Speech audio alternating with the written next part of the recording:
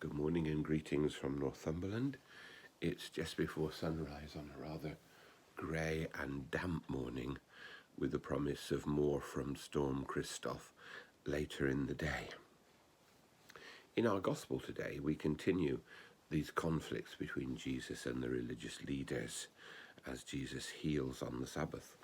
But we also mark today a man called Richard Rolle, Richard of Hampole, who was a spiritual writer in the 14th century, born in 1305 and writing in the first half of that century. He is known as Richard of Hampole because he settled at a place called Hampole, which is pretty much on the road between Wakefield and Doncaster, with a group of Cistercian nuns.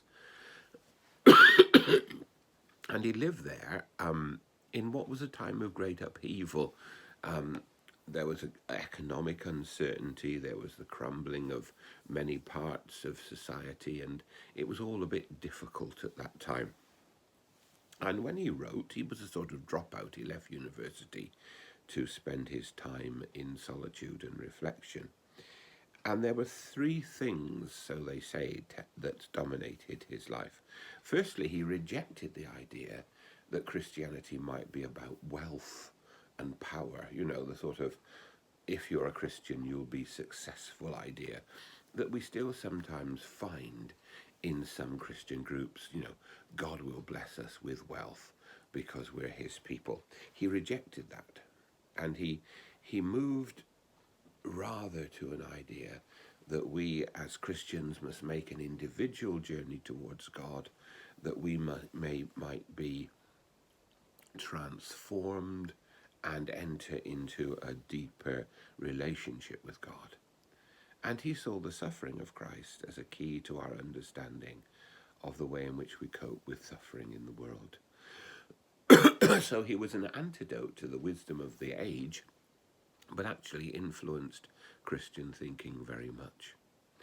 And as we live in a time of great upheaval, and as we pray today for that great nation, the United States, and its new president, Joe Biden, and Kamala Harris, the new vice president, who take over in unprecedented times of difficulty, I note the fact that Joe Biden wants to begin his term by going to Mass, by going to the Eucharist, by sharing in the Eucharist, and by dedicating his time to God and asking for God's guidance in that.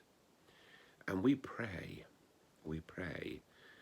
that there may be an opportunity in this year for us to draw closer to God and to exercise in our lives and in our communities the life and the love and the grace of God. Richard Rolle lived in difficult times, and yet he was able to point people to God. We live in difficult times. May we point people to God, to God's love, and to our responsibility for one another. May God bless us at this time.